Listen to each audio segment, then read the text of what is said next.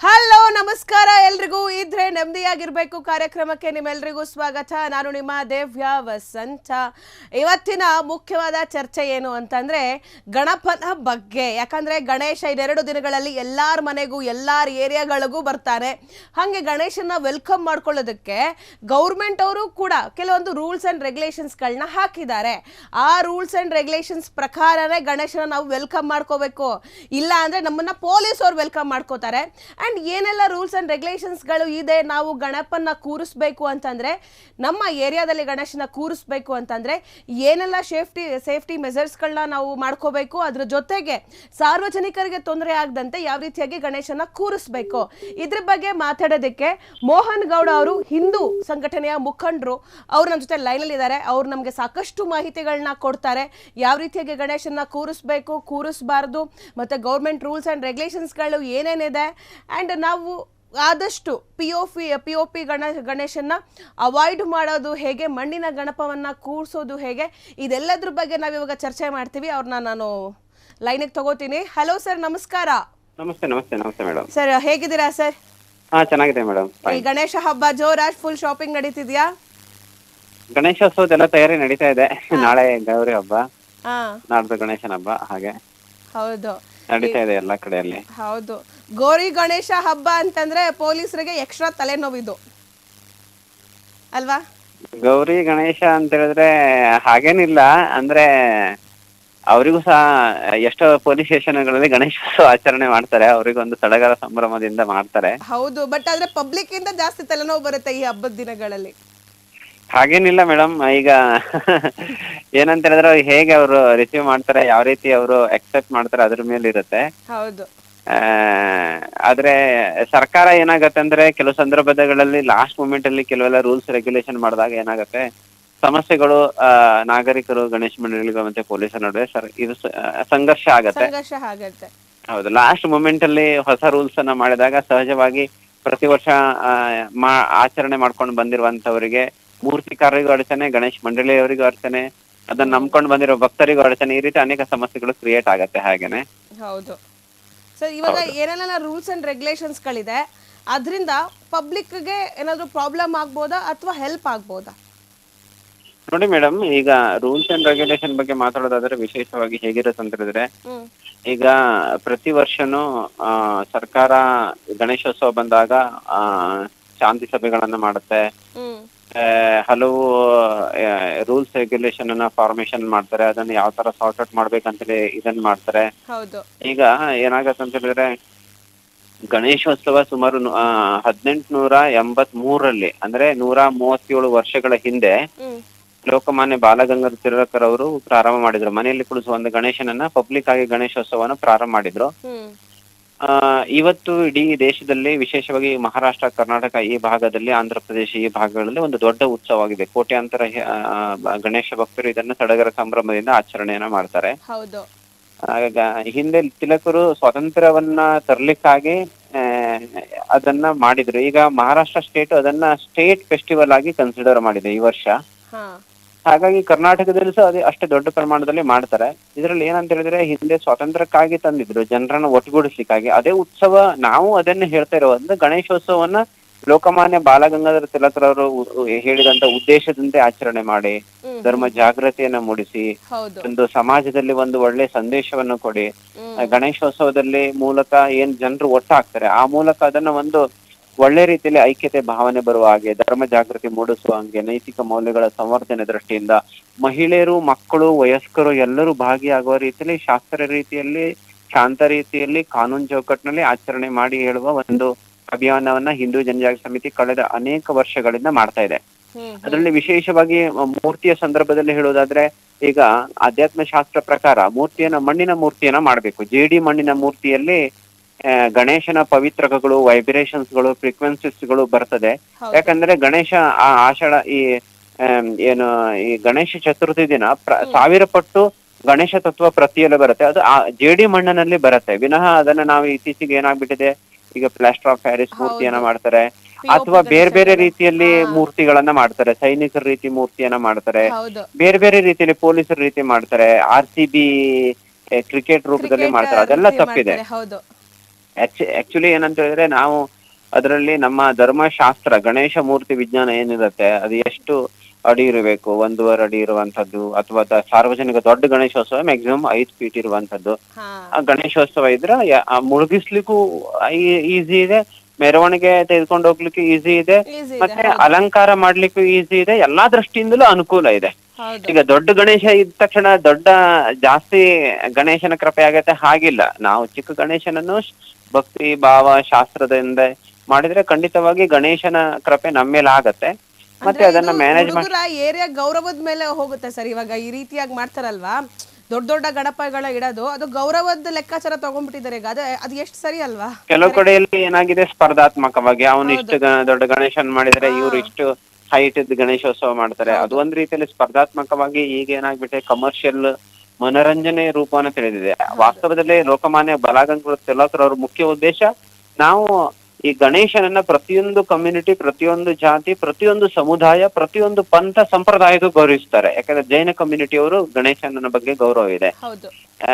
ಹಾಗಾಗಿ ಗಣೇಶನನ್ನ ಒಂದು ಸಾರ್ವತ್ರಿಕ ಒಂದು ದೇವ್ರಂತ ಪರಿಗಣಿಸ್ತಾರೆ. ಹಾಗಾಗಿ ಆ ಉದ್ದೇಶ ಸಫಲ ಆಗ್ಬೇಕೆ ವಿನಃ ಇವತ್ತು ಏನಾಗ್ತಿದೆ, ಗಣೇಶೋತ್ಸವದ ಮೂಲಕ ಕೆಲವೊಂದು ಮನೋರಂಜನೆ ಹೆಸರಿನಲ್ಲಿ ಆರ್ಕೆಸ್ಟ್ರಾ, ಡಾನ್ಸು, DJ, ಕೆಲವೆಲ್ಲ ಈ ಸಿನಿಮಾ ಹಾಡುಗಳು, ಅಶ್ಲೀಲವಾಗಿ ಇರುವಂತದ್ದು, ಡಾನ್ಸ್ ಮಾಡುವಂತದ್ದು, ಆಲ್ಕೋಹಾಲ್ ಸೇವನೆ ಮಾಡಿ ಇದು ಮಾಡುವಂತದ್ದು, ಅಸಭ್ಯ ವರ್ತನೆ ಇತ್ಯಾದಿ ಕೆಟ್ಟ ವೃತ್ತಿಗಳು ನುಸುಳಿದೆ. ಹಾಗಾಗಿ ಹಾಗಾಗ್ಬಾರ್ದು. ಯಾಕಂದ್ರೆ ಗಣೇಶೋತ್ಸವ ಒಂದು ಲೋಕಮಾನ್ಯ ಬಾಲಗಂಗಾಧರ ತಿಲಕ್ ಅವರು ಒಂದು ಸರ್ವಶ್ರೇಷ್ಠವಾದಂತ ಉದ್ದೇಶದಿಂದ ಧರ್ಮ ಜಾಗೃತಿ, ಹಿಂದೂ ಸಂಘಟನೆ, ಧರ್ಮ ಪ್ರಚಾರ, ಹಿಂದೂ ಐಕ್ಯತೆ, ಸಾಮಾಜಿಕ ಸಾಮರಸ್ಯ ಈ ಉದ್ದೇಶದಿಂದ ಪ್ರಾರಂಭ ಮಾಡಿದ್ದಾರೆ. ಆ ಉದ್ದೇಶವನ್ನು ಮರೆತು ಇವತ್ತು ಏನಾಗ್ತಿದೆ ಅಂತ ಹೇಳಿದ್ರೆ, ಕೆಲವು ಕಡೆಗಳಲ್ಲಿ ಏನಾಗ್ತಿದೆ ಅಂತ ಹೇಳಿದ್ರೆ ಅದು ತಪ್ಪು ಇದಕ್ಕೆ ಆಗ್ತಾ ಇದೆ. ಹಾಗಾಗ್ಬಾರ್ದು. ನಾವ್ ಅದನ್ನ ಒಳ್ಳೆ ರೀತಿ ಉದ್ದೇಶದಿಂದ ಬಳಸೋಣ. ಮೂರ್ತಿ ಒಂದು ಜೇಡಿ ಮಣ್ಣಿನ ಮೂರ್ತಿಯನ್ನ ಇದು ಮಾಡೋಣ. ಅತಿ ದೊಡ್ಡವಾದ ಮೂರ್ತಿ ಬೇಡ. ಮೂರ್ತಿ ಗಣೇಶ ಶಾಸ್ತ್ರ, ಗಣೇಶ ಮೂರ್ತಿ ವಿಜ್ಞಾನ ಪ್ರಕಾರ ಇರಬೇಕು. ಗಣೇಶ ಪುರಾಣದಲ್ಲಿ ಗಣೇಶ ವಕ್ರತುಂಡ ಅಂದ್ರೆ ಹೇಗಿರ್ಬೇಕು ಆ ಪ್ರಕಾರವಾಗಿ ಗಣೇಶನನ್ನ ಇರಬೇಕು. ಅದ್ರ ಬದಲಾಗಿ ವಿಚಿತ್ರದ್ದು ಇದು ಬೇಡ. ಮಂಟಪವೂ ಸಹ ಏನಿರ್ಬೇಕು ಅಂತ ಹೇಳಿದ್ರೆ, ಮಂಟಪದಲ್ಲಿಯೂ ಒಂದು ಇದಿರ್ಬೇಕು. ಏನಂತ ಹೇಳಿದ್ರೆ, ನಾವು ಈಗ ತುಂಬಾ ಪ್ರಮಾಣದಲ್ಲಿ ಮಂಟಪದಲ್ಲಿ ಗುಟ್ಕಾ ಜಾಹೀರಾತು, ತಂಬಾಕು ಜಾಹೀರಾತು, ಬೇರೆ ಬೇರೆ ರೀತಿ ಅಡ್ವರ್ಟೈಸ್ಮೆಂಟ್ ಗಳನ್ನೆಲ್ಲ ಯಾವ ಕಂಪನಿಯವರು ಕೊಡ್ತಾರೋ ಅದನ್ನ ಹಾಕ್ತಾರೆ. ಆ ರೀತಿ ಬೇಡ. ಅದ್ರ ಬದಲಾಗಿ ಮಂಟಪ ಸಾತ್ವಿಕ ರೀತಿಯಲ್ಲಿ, ಸಾಂಪ್ರದಾಯಿಕ ರೀತಿಯಲ್ಲಿ ಇದೆ. ಅದೇ ರೀತಿಯಲ್ಲಿ ಪೂಜೆ, ಈ ಕಾರ್ಯಕ್ರಮಗಳು ಏನಂತ ಹೇಳಿದ್ರೆ ಅಲ್ಲಿ ಧರ್ಮ ಜಾಗೃತಿ ಇದನ್ನ ಮಾಡಿ, ಒಂದು ಆಧ್ಯಾತ್ಮದ ಬಗ್ಗೆ ಜನಜಾಗೃತಿ ಮಾಡಿ, ಗಣೇಶನ ಅಥರ್ವ ಶೀರ್ಷ ಪಠಣ ಮಾಡಿ, ಶ್ರೀ ಗಣೇಶಾಯ ನಮ ನಾಮಜಪ ಮಾಡಿ, ಅದ್ರ ಬದಲಾಗಿ ಆರ್ಕೆಸ್ಟ್ರಾ ಇತ್ಯಾದಿಗಳು ಒಂದು ಪಾಶ್ಚಾತ್ಯರ ಒಂದು ಕಾರ್ಯಕ್ರಮಗಳು ಬೇಡ. ಅದೇ ರೀತಿಯಲ್ಲಿ ಮೆರವಣಿಗೆಯಲ್ಲಿ ಸಹ ಏನಿರ್ಬೇಕಂತ ಹೇಳಿದ್ರೆ ಮಹಿಳೆಯರು ಭಾಗಿಯಾಗಬೇಕು. ಅಥವಾ ಈಗ ಏನಾಗ್ತಿದೆ, ಹುಡುಗರು ಅದು ತುಂಬಾ ಇದರಲ್ಲಿ ಇದು ಮಾಡ್ತಾರೆ. ಅದ್ರ ಬದಲಾಗಿ ಪ್ರತಿಯೊಬ್ಬರು ಸಹಭಾಗಿ ಆಗುವ ರೀತಿಯಲ್ಲಿ, ಸಾತ್ವಿಕ ರೀತಿಯಲ್ಲಿ, ಸಾಂಪ್ರದಾಯಿಕ ರೀತಿಯಲ್ಲಿ, ಹಿಂದೂ ಸಂಸ್ಕೃತಿಯ ರೀತಿಯಲ್ಲಿ, ಅದೇ ರೀತಿಯಲ್ಲಿ ಒಂದು ಹಿಂದೂ ವೇಷಭೂಷಣದೊಂದಿಗೆ ನಮ್ಮ ಧರ್ಮದ ಜಾಗೃತಿ ಆಗುವ ದೃಷ್ಟಿಯಲ್ಲಿ ಮಾಡ್ಬೇಕು ಹೇಳುವ ನಾವು ವಿನಂತಿಯನ್ನ ಮಾಡ್ತಾ ಇದ್ದೇವೆ. ಅದರಲ್ಲಿ ಹೌದು, ಇವಾಗ ಗೌರ್ಮೆಂಟ್ ಕೂಡ ನಿಷೇಧ ಮಾಡಿದೆ ಈ ಡಿಚಿಕ್ ಮ್ಯೂಸಿಕ್ಗಳನ್ನ ಹಾಕೊಂಡು, ತುಂಬಾ ಜೋರಾಗಿ ಮ್ಯೂಸಿಕ್ಗಳನ್ನ ಕೊಟ್ಕೊಂಡು, ಅದು ಗಣಪಗೆ ಸಂಬಂಧಪಟ್ಟಿರಲ್ಲ, ಬಟ್ ಅಂತಂತ ಮ್ಯೂಸಿಕ್ಗಳನ್ನ ಹಾಕ್ತಾರೆ. ಈಗ ಟ್ರೆಂಡಿಗಲ್ಲಿರುವಂಥ ಸಾಂಗ್ಗಳು ಇದನ್ನೆಲ್ಲ ಹಾಕೊಂಡು ಗಣೇಶ ಹಬ್ಬ ಮಾಡಿದ್ರೆ ಗಣೇಶ ಹೊಲಿತಾನ? ಖಂಡಿತವಾಗಿ ಅದು ಆಗ್ಬಾರ್ದು. DJ ನಮ್ಮ ಸಂಸ್ಕೃತಿ ಅಲ್ಲ. ಗಣೇಶೋತ್ಸವದಲ್ಲಿ ಮೆರವಣಿಗೆಯಲ್ಲಿ ನಮ್ಮ ಸಾಂಪ್ರದಾಯಿಕ ಹಾಡುಗಳನ್ನ ಹಾಕಿ, ಗಣೇಶನ ಭಜನೆಗಳನ್ನ ಹಾಕಿ, ನಮ್ಮ ಹಿಂದುತ್ವದ ಧರ್ಮ ಜಾಗೃತಿ ಆಗುವಂತ ಇದನ್ನ ಹಾಕಿ, ಅದ್ರ ಮೂಲಕ ಮೆರವಣಿಗೆ ಒಂದು ಶಾಂತ ರೀತಿಯಿಂದ ಕೋಲಾಟ, ಭಜನೆ, ಗಣೇಶನ ಜಯಘೋಷ ಈ ಮೂಲಕ ಮಾಡಿದರೆ ನಿಜವಾಗಿ ಅದಕ್ಕೆ ಒಂದು ವಿಶೇಷವಾದ ಶೋಭೆ, ವಿಶೇಷವಾದ ಹಿಂದೂ ಸಂಸ್ಕೃತಿಯ ಒಂದು ಜೋಪಾಸನೆ ಆಗ್ಲಿಕ್ಕೆ ಸಾಧ್ಯತೆ. ಪ್ರತಿಯೊಬ್ಬರು ಶಾಂತ ರೀತಿಯಿಂದ ಇದಾಗತ್ತೆ. ಅತಿ ರಾತ್ರಿ ಅದನ್ನ ಮೆರವಣಿಗೆ ಮಾಡಿದ್ರೆ ಆದಷ್ಟು ಬೇಗ ಅದನ್ನ ಎಲ್ಲರೂ ಸಹಭಾಗಿ ಆಗುವ ರೀತಿಯಲ್ಲಿ ಮಾಡಿದ್ರೆ ತುಂಬಾ ಉತ್ತಮ. ಅದು ಬಹಳ ಉತ್ತಮ ಇದೆ. ಮತ್ತೆ ಈಗ ಪ್ಲಾಸ್ಟರ್ ಆಫ್ ಪ್ಯಾರಿಸ್ ಅನ್ನ ಏನಾಗಿದೆ, ಈಗ ಲಾಸ್ಟ್ ಮೂಮೆಂಟ್ ಅಲ್ಲಿ ಈಗ ಸರ್ಕಾರ ಆದೇಶ ಮಾಡಿದೆ. ಈಗ ಆಲ್ರೆಡಿ ಬೆಂಗಳೂರು ನಗರಕ್ಕೆ ಪ್ಲಾಸ್ಟರ್ ಆಫ್ ಪ್ಯಾರಿಸ್ ಮೂರ್ತಿಗಳು ಬಂದ್ಬಿಟ್ಟಿದೆ, ಬೀದಿಗಳಲ್ಲಿ ಮಾರಾಟ ಮಾಡ್ತಿದ್ದಾರೆ. ಈಗ ಅದನ್ನ ಸರ್ಕಾರ ಪ್ರಾರಂಭದಲ್ಲೇ ಆ ಮೂರ್ತಿಕಾರರಿಗೆ ಅದ್ರ ಬಗ್ಗೆ ಅರಿವು ಮೂಡಿಸಿ, ನೀವು ಮಣ್ಣಿನ ಮೂರ್ತಿಯನ್ನೇ ಮಾಡಿ ಸ್ಟ್ರಿಕ್ಟ್ ಆಗಿ ಇದು ಮಾಡಿದ್ರೆ ಈಗ ಏನಾಗಿದೆ, ಮೂರ್ತಿ ಆಲ್ರೆಡಿ ಬಂದಿದೆ, ಪರ್ಯಾಯ ಈಗ ಮೂರ್ತಿ ಗಣೇಶನ ಮೂರ್ತಿ ಈಗ ಅದು ಉಪಲಬ್ಧತೆ ಇಲ್ಲ. ಹಾಗಿರುವಾಗ ಏನಾಗ್ತದೆ ಅಂತ ಹೇಳಿದ್ರೆ ಅದು ಲಾಸ್ಟ್ ಮೂಮೆಂಟ್ ಅಲ್ಲಿ ಒಂದು ಸಂಘರ್ಷಕ್ಕೆ ಕಾರಣ ಆಗತ್ತೆ. ಹಾಗಾಗಿ ಮುಂದಿನ ದಿನಗಳಲ್ಲಿ ಪೊಲ್ಯೂಷನ್ ಕಂಟ್ರೋಲ್ ಬೋರ್ಡ್ ಇರ್ಬೋದು, BBMP ಇರ್ಬೋದು, ಅಥವಾ ಇದಕ್ಕೆ ಸಂಬಂಧಪಟ್ಟಂತಹ ಯಾವ್ಯಾವ ವಿಧಿದ್ದಾರೆ ಅದೆಲ್ಲವೂ ಸಹ ಪ್ರಾರಂಭದಿಂದಲೇ ಖಂಡಿತವಾಗಿ ಆ ಒಂದು ಸೂಚನೆಯನ್ನು ಕೊಟ್ಟು ಆರ್ಡರ್ನ ಪಾಸ್ ಮಾಡಿ ಗಣೇಶ್ ಮಂಡಳಿಯವರಿಗೆ, ಮೂರ್ತಿಕಾರರಿಗೆ ಸಹ ಇದು ಮಾಡಿ ಆ ದೃಷ್ಟಿಯಿಂದ ಮಾಡಿದ್ರೆ ಖಂಡಿತವಾಗಿ ಅದೊಂದು ಅರ್ಥಪೂರ್ಣ ರೀತಿಯಲ್ಲಿ ಎಲ್ಲರಿಗೂ ಸಹ ಅನುಕೂಲ ರೀತಿಯಲ್ಲಿ ಎಲ್ಲ ರೀತಿ ಅವರಿಗೂ ಸಂಘರ್ಷ ಆಗಲ್ಲ. ಇಷ್ಟು ಮೂರ್ತಿಗಳನ್ನ ಮಾಡಿ ಇಷ್ಟನ್ನು ಮಾಡಿ ಇದು ಅವರಿಗೂ ಆರ್ಥಿಕ ಹಾನಿ ಆಗುದಿಲ್ಲ. ಹಾಗಾಗಿ ಸರ್ಕಾರದ್ದು ಜವಾಬ್ದಾರಿ ಇದೆ. ಮೊದಲಿಂದಲೇ ಈ ಗಣೇಶೋತ್ಸವ ಪ್ರತಿ ವರ್ಷ ಮಾಡ್ತೇವೆ, ಪ್ರಾರಂಭದಿಂದಲೇ ಇದನ್ನ ಇದು ಮಾಡ್ಬೇಕು. ಲಾಸ್ಟ್ ಮೂಮೆಂಟ್ ಅಲ್ಲಿ ಈ ರೀತಿ ಆದೇಶವನ್ನ ಮಾಡಿ ಈ ರೀತಿ ಮಾಡಿದ್ರೆ ಸಂಘರ್ಷಕ್ಕೂ ಸಹ ಕಾರಣ ಆಗುತ್ತೆ. ಸರ್ಕಾರದ ಜವಾಬ್ದಾರಿ. ಬೇರೆ ಬೇರೆ ವಿಚಾರಗಳ ಬಗ್ಗೆ ಜನರಿಗೆ ಜಾಗೃತಿಗಳನ್ನ ಮೂಡಿಸ್ತಾರೆ ಆಡ್ಸ್ ಗಳನ್ನ ಕೊಟ್ಟು. ಬಟ್ ಗಣೇಶ ಹಬ್ಬ ನಾವು ಪ್ರತಿ ವರ್ಷ ತುಂಬಾ ವಿಜೃಂಭಣೆಯಿಂದ ಮಾಡ್ತೀವಿ ಅಲ್ವಾ, ಅದ್ರ ಬಗ್ಗೆನೂ ಒಂದು ಆಡ್ ಮಾಡಿ ಬಿಡ್ಬೋದಿತ್ತು ಸರ್ಕಾರ. ಖಂಡಿತ ಮಾಡ್ಬೇಕಿತ್ತು. ಪೊಲೀಸರ ಕರ್ತವ್ಯ ಇದೆ. ಆ ದೃಷ್ಟಿಯಿಂದ ಮೊದಲೇ ಕಾಳಜಿ ತೆಗೆದುಕೊಂಡ್ರೆ ಜನರು ಸಹ ಪಾಲನೆಯನ್ನ ಮಾಡ್ತಿದ್ರು. ಸರ್ಕಾರದ ಕರ್ತವ್ಯ ಇದೆ ಈಗ. ಹೌದು, ನಾವು ಜನರಿಗೆ ಬೈದ್ರೆ ಏನ್ ಬಂತು, ಇವಾಗ ತಗೊಂಡೋಗ ಅಲ್ಲಿ ನೀರಲ್ಲೆಲ್ಲ ಮುಳುಗಿಸ್ದಾಗ ಒಂದು ಗಣಪಂದು ಕೈ ಇರಲ್ಲ, ಮುಖ ಇರಲ್ಲ, ತಲೆ ಇರಲ್ಲ, ಕಾಲಿರಲ್ಲ, ಮೇಲೆ ಹೊಟ್ಟೆ ತೇಲ್ತಾ ಇರುತ್ತೆ. ಅಂತ ಗಣಪಗಳನ್ನ ನೋಡಿದಾಗ ನಮಗೂ ಬೇಜಾರಾಗುತ್ತೆ. ಇದು ಜನರೇ ಮಾಡ್ತಿದ್ದಾರೆ, ಜನರಿಗೆ ಆಡಂಬರ ಇಷ್ಟ ಅಂತ ಹೇಳಿ ನಾವು ಅವ್ರನ್ನ ದೋಷಿಸ್ತೀವಿ. ಬಟ್ ಸರ್ಕಾರನೂ ಇದ್ರ ಬಗ್ಗೆ ಗಮನ ಹರಿಸ್ಬೇಕಲ್ವಾ? ಖಂಡಿತ ಸರ್ಕಾರದ ಕರ್ತವ್ಯ ಇದೆ. ಈಗ ಏನಾಗ್ತಿದೆ ಅಂತ ಹೇಳಿದ್ರೆ, ಈಗ ಗಣೇಶನನ್ನ ವಿಸರ್ಜನೆ ಸಂದರ್ಭದಲ್ಲಿ ಸಾಮಾನ್ಯವಾಗಿ ಈಗ ಗಣೇಶನನ್ನ ನಾವು 2-3 ದಿನ ಖಂಡಿತವಾಗಿ ಪ್ರತಿಯೊಬ್ಬರು ಆ ಮೂರ್ತಿಯಲ್ಲಿ ಪೂಜೆ ಮಾಡಿ ಅತ್ಯಂತ ಭಕ್ತಿಯಿಂದ ಗಣೇಶನನ್ನ ಅದನ್ನ ಏನ್ ಮಾಡ್ತಾರೆ, ಮುನ್ಸಿಪಾಲಿಟಿ ಯಾವ್ದೋ ಒಂದು ಗಾಡಿಯಲ್ಲಿ ಕಸ ಎಸೆಯುವ ಗಾಡಿಯನ್ನ ಕಳಿಸ್ತಾರೆ. ಆ ಕಸ ಎಸೆಯುವ ಗಾಡಿಯಲ್ಲಿ ತೆಗೆದುಕೊಂಡು ಅದನ್ನ ಎಲ್ಲೆಲ್ಲೋ ಬಿಸಾಕ್ತಾರೆ. ಈಗ ಏನಾಗ್ತದೆ ಅಂತ ಹೇಳಿದ್ರೆ, ಸಹಜವಾಗಿ ಈಗ ನಾವು ಈ ವರ್ಷ ನಾವು ಎಲ್ಲಾ ಮಂಡಳಿಗಳಿಗೆ, ನಗರ ಪಾಲಿಕೆ ಅವರಿಗೆ ಮನವಿಯನ್ನ ಮಾಡಿದ್ವಿ. ನೀವು ಗಣೇಶನನ್ನ ಇಷ್ಟು ಭಕ್ತಿಯಿಂದ ಪೂಜೆಯಿಂದ ಮಾಡಿದಂತ ಮನೆಗಳಲ್ಲಿ ಮಾಡಿದಂತ ಗಣೇಶ ಮೂರ್ತಿ, ಸಾಮಾನ್ಯವಾಗಿ ಪ್ರತಿ ಮನೆಗಳಲ್ಲಿ ಈಗ ಚಿಕ್ಕ ಮೂರ್ತಿನ ಇಡ್ತಾರೆ. ಅದನ್ನ ತೆಗೆದುಕೊಂಡು ಎಲ್ಲೋ ಕಸದ ಗಾಡಿಯಲ್ಲಿ ಯಾಕೆ ನೀವು ಅದನ್ನ ಟ್ಯಾಂಕರ್ ಅನ್ನ ಇದು ಮಾಡ್ತೀವಿ? ಅದಕ್ಕೆ ಬದಲಾಗಿ ಒಂದು ಒಳ್ಳೆ ರೀತಿ ಗಾಡಿಯನ್ನು ಒದಗಿಸಿ. ಯಾಕಂದ್ರೆ ಒಂದು ಗಣೇಶೋತ್ಸವ ಅಂತ ಹೇಳಿದ್ರೆ ಲಕ್ಷ ರೂಪಾಯಿ ಸರ್ಕಾರಕ್ಕೆ ಆದಾಯ ಬರುತ್ತೆ. ಈಗ ಎಷ್ಟು ಇನ್ವೆಸ್ಟ್ಮೆಂಟ್ ಆಗತ್ತೆ, ಪ್ರತಿಯೊಂದು ಈಗ ಹೂ ಮಾರಾಟ ಮಾಡುವವರಿಗೂ ಲಾಭ ಆಗತ್ತೆ, ಸರ್ಕಾರಕ್ಕೂ ಅದೇ ರೀತಿಯಲ್ಲಿ ಎಷ್ಟು ರೀತಿಯಲ್ಲಿ ಜನರು ಅದರಲ್ಲಿ ಇನ್ವೆಸ್ಟ್ಮೆಂಟ್ ಮಾಡ್ತಾರೆ. ಹೀಗಿರುವಾಗ ಸರ್ಕಾರನು ಸಹ ಒಳ್ಳೆ ರೀತಿ ವ್ಯವಸ್ಥೆಯನ್ನು ಮಾಡ್ಬೇಕಲ್ಲ. ಗಣೇಶನ ಮೂರ್ತಿಯನ್ನು ಒಂದು ಅಲಂಕಾರಿಕ ಗಾಡಿಯನ್ನ ಕಳಿಸಿ ಒಳ್ಳೆ ರೀತಿಯಲ್ಲಿ ಅದನ್ನ ಆ ವಿಸರ್ಜನೆ ಅಲ್ಲಿ ಟ್ಯಾಂಕ್ ಅಲ್ಲಿ, ಗಾಡಿಯ ಟ್ಯಾಂಕ್ ಅಲ್ಲಿ ಮುಳುಗಿಸಿದ ನಂತರ ಆ ಮುಳುಗಿಸಿದ ಗಣೇಶನನ್ನ ನೀರಣಿಯಲ್ಲಿ ಗಟಾರದಲ್ಲಿ ಚೆಲ್ತಾರೆ. ಆ ರೀತಿ ಆಗ್ಬಾರ್ದು. ಆತರ ಲಾಸ್ಟ್ ಟೈಮ್ ತುಂಬಾ ರೀತಿಯಲ್ಲಿ ಈ ತರ ಸಮಸ್ಯೆ ಆಗಿ ಸಂಘರ್ಷ ಆಗಿ ಸರ್ಕಾರ ನಮ್ಮ ಭಕ್ತಿ ಭಾವದಿಂದ ಪೂಜೆ ಮಾಡಿದ ಗಣೇಶನನ್ನ ಎಲ್ಲೆಲ್ಲೋ ಹೋಗಿ ನೀರನ್ನ ವಿಸರ್ಜನೆ ಮಾಡ್ತಾರೆ. ಆ ರೀತಿನೂ ಆಗ್ಬಾರ್ದು. ಗಣೇಶ ಭಕ್ತರ ಧಾರ್ಮಿಕ ಭಾವನೆಗೆ ನೋವುಂಟಾಗಬಾರ್ದು. ಗಣೇಶನನ್ನ ಪವಿತ್ರಕಗಳು ಪೂಜೆ ಇದು ಒಂದು ಅಪವಿತ್ರ ಸ್ಥಳದಲ್ಲಿ ಇದಾಗಬಾರ್ದು. ಎಲ್ಲ ದೃಷ್ಟಿಯಿಂದ BBMP ಇರ್ಬೋದು, ಪೊಲೀಸ್ ಇರ್ಬೋದು, ಸರ್ಕಾರ ಇರ್ಬೋದು, ಸ್ಥಳೀಯ ಆಡಳಿತ ವ್ಯವಸ್ಥೆ ಅತ್ಯಂತ ಒಂದು ಗಂಭೀರತೆಯಿಂದ ಭಕ್ತಿಯಿಂದ ಅದನ್ನ ನಡ್ಕೊಳ್ಬೇಕು. ಹಾಗಾಗಿ ಅದು ಒಂದು ಸರ್ಕಾರದ ನಗರ ಪಾಲಿಕೆ ಜವಾಬ್ದಾರಿ ಇದೆ. ಮತ್ತೆ ಮುಖ್ಯವಾಗಿ ಏನಾಗ್ತಿದೆ ಅಂತ ಹೇಳಿದ್ರೆ, ಗಣೇಶನಿಗೆ ಕಲರ್ ಅನ್ನ ಸಾಮಾನ್ಯವಾಗಿ ಕೆಮಿಕಲ್ಸ್ ಕಲರ್ ಅನ್ನ ಹಾಕ್ತಾರೆ. ನಾವು ಅದನ್ನು ಇವರಿಗೆ ವಿನಂತಿಯನ್ನ, ಜಾಗೃತಿಯನ್ನ ಮಾಡುತ್ತಾ ಇದ್ದೇವೆ. ಅಂದ್ರೆ ನೈಸರ್ಗಿಕ ಬಣ್ಣವನ್ನ ಗಣೇಶನಿಗೆ ಹಾಕ್ಬೇಕು. ಯಾಕಂದ್ರೆ ನೈಸರ್ಗಿಕ ಬಣ್ಣದಲ್ಲಿ ಸಾತ್ವಿಕತೆ ಇರುತ್ತೆ, ಗಣೇಶನ ಲಹರಿಗಳು ಬರುತ್ತೆ. ಮತ್ತೆ ಅದನ್ನ ನೀರಿನಲ್ಲಿ ಮುಳುಗಿಸಿದಾಗ ಗಣೇಶನ ಪವಿತ್ರಕಗಳು ನೀರಿನಲ್ಲಿ ಇರ್ತದೆ. ಕೆಮಿಕಲ್ಸ್ ಮಿಶ್ರಿತ ಬಣ್ಣವನ್ನ ಹಾಕಿದಾಗ ಸಹಜವಾಗಿ ಕೆಮಿಕಲ್ಸ್ಗಳು ನೀರಿನಲ್ಲಿ ಇದಾಗತ್ತೆ. ಆ ದೃಷ್ಟಿಯಿಂದ ಸರ್ಕಾರ ಮೊದಲಿಂದಲೇ ಈ ಬಗ್ಗೆ ಮೂರ್ತಿಕಾರರಿಗೆ ಜನಜಾಗೃತಿ ಮೂಡಿಸುವಂತದ್ದು, ಮಂಡಳಿಗಳಿಗೆ ಅರಿವು ಮೂಡಿಸುವಂತದ್ದು ಮಾಡೋದು ಸರ್ಕಾರದ ಕರ್ತವ್ಯ ಐತಿ. ಇದು ಸರ್ಕಾರ ಏನ್ ಮಾಡುತ್ತೆ, ಇದು ಯಾವುದ್ರ ಬಗ್ಗೆನೂ ತಲೆ ಕೆಡಿಸ್ಕೊಳ್ಳದೆ ಲಾಸ್ಟ್ ಮೂಮೆಂಟ್ ಗಳಲ್ಲಿ ಬಂದು ನೀವು ಅದನ್ನ ಮಾಡಬೇಡಿ, ಇದನ್ನ ಮಾಡಬೇಡಿ, ಆಮೇಲೆ ನೀವು ಗಣೇಶನನ್ನು ಕಳಿಸೋದಾದ್ರೆ BBMP ಇಂದ ಪರ್ಮಿಷನ್ ತೆಗೆದುಕೊಳ್ಳಿ, ಆಮೇಲೆ ಟ್ರಾಫಿಕ್ ಲಾ ಅಂಡ್ ಆರ್ಡರ್ ಇಂದ ತೆಗೆದುಕೊಳ್ಳಿ, ನಂತರ ಟ್ರಾಫಿಕ್ ಪೊಲೀಸ್ ಇಂದ ತೆಗೆದುಕೊಳ್ಳಿ, ನಂತರ ಎಲೆಕ್ಟ್ರಿಸಿಟಿ ಬೆಸ್ಕಾಂ ಇಂದ ಹೋಗಿ ಬೆಂಗಳೂರು ಎಲೆಕ್ಟ್ರಿಸಿಟಿ ಬೋರ್ಡ್ ಇಂದ ತೆಗೆದುಕೊಳ್ಳಿ, ಅದರಲ್ಲದೆ ಅಗ್ನಿಶಾಮಕ ದಳದಿಂದ ಪರ್ಮಿಷನ್ ತೆಗೆದುಕೊಳ್ಳಿ, ಅದಲ್ಲದೆ BBMP ಕಮಿಷನ್ ಹತ್ರ ಹೋಗಿ ಪರ್ಮಿಷನ್ ತೆಗೆದುಕೊಳ್ಳಿ, ಅದೆಲ್ಲ ಜಾಗದ ಓನರ್ ಇಂದ ನೋ ಅಬ್ಜೆಕ್ಷನ್ ಸರ್ಟಿಫಿಕೇಟ್ ತೆಗೆದುಕೊಳ್ಳಿ, ನಂತರ ಪೊಲ್ಯೂಷನ್ ಕಂಟ್ರೋಲ್ ಬೋರ್ಡ್ ಹೋಗಿ ಸರ್ಟಿಫಿಕೇಟ್, ಇಷ್ಟೆಲ್ಲ ಸರ್ಟಿಫಿಕೇಟ್ ತಗೊಳ್ಳಿ ಅಂತ ಹೇಳಿದಾಗ ಸಹಜವಾಗಿ ಏನಾಗುತ್ತೆ ಅಂತ ಹೇಳಿದ್ರೆ, ಸರ್ಕಾರ ಲಾಸ್ಟ್ ಮೂಮೆಂಟ್ ಅಲ್ಲಿ ಅವ್ರ ಒಂದು ಪ್ರೊಟೆಕ್ಷನ್ ಗಾಗಿ ಈ ರೀತಿ ಎಲ್ಲ ಮಾಡಿದಾಗ ಸಹಜವಾಗಿ ಏನಾಗುತ್ತೆ, ಜನರಲ್ಲಿ ಸಮಸ್ಯೆ ಆಗತ್ತೆ. ಅದ್ರ ಬದಲಾಗಿ ಶಾಂತ ರೀತಿಯಿಂದ ನೀವು ಪರ್ಮಿಷನ್ ತಗೊಳ್ಳಿ ಅಂತ ಹೇಳೋರು ಜಾಗೃತಿ ವಿಡಿಯೋ ಮಾಡೋದಕ್ಕಾಗಲ್ವಾ ಸರ್ಕಾರದಲ್ಲಿ? ಅಂದ್ರೆ ಇಷ್ಟೊಂದೆಲ್ಲ ಪರ್ಮಿಷನ್ ತಗೊಳ್ಳಿ ಅಂತ ಜನರಿಗೆ ಸೂಚನೆ ಕೊಡ್ತಿದ್ದಾರೆ. ಬಟ್ ಜಾಗೃತಿ ಮೂಡಿಸೋದು ಅದು ತುಂಬಾ ಇಂಪಾರ್ಟೆಂಟ್. ಅದಕ್ಕೆ ಸರ್ಕಾರದ ಬೊಗ್ಗಸಲ್ಲಿ ದುಡ್ಡು ಇಲ್ವಾ?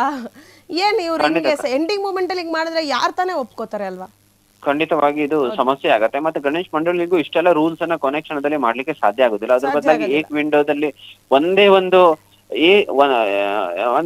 ಅಂದ್ರೆ ಸಿಂಗಲ್ ವಿಂಡೋ ಸಿಸ್ಟಮ್ ಅಂತ ಒಂದು ವಿಂಡೋದೊಳಗಡೆ ನೀವೆಲ್ಲ ಪರ್ಮಿಷನ್ ಅನ್ನ ಕೊಡಿ.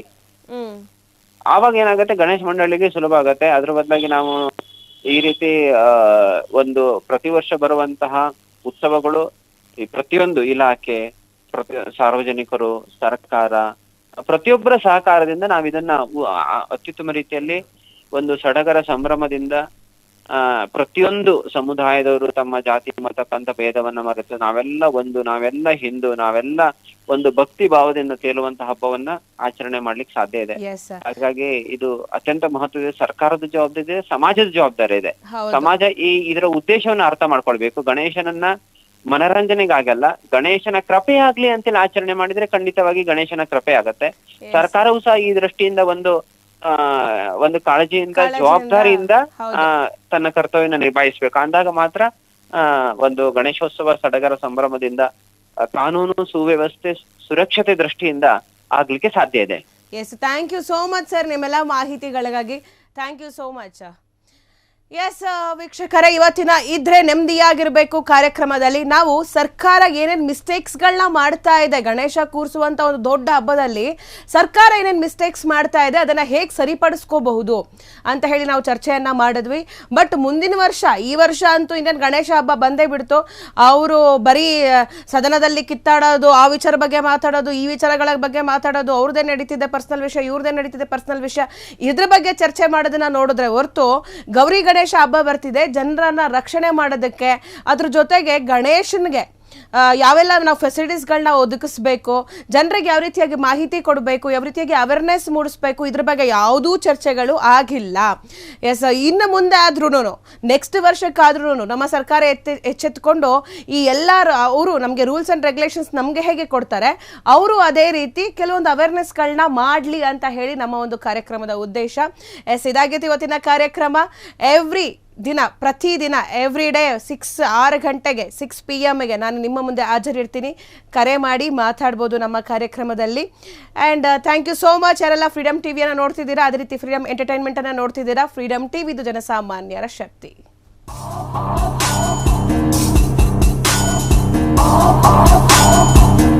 ಕ್ಷಣ ಕ್ಷಣದ ಸುದ್ದಿಗಳಿಗಾಗಿ ಫ್ರೀಡಮ್ ಟಿವಿ ಸಬ್ಸ್ಕ್ರೈಬ್ ಮಾಡಿ, ಲೈಕ್ ಮಾಡಿ ಹಾಗೂ ಫಾಲೋ ಮಾಡಿ. ಹೊಸ ಸುದ್ದಿಗಳ ನೋಟಿಫಿಕೇಶನ್ಗಾಗಿ ಬೆಲ್ ಐಕಾನ್ ಮೇಲೆ ಕ್ಲಿಕ್ ಮಾಡಿ.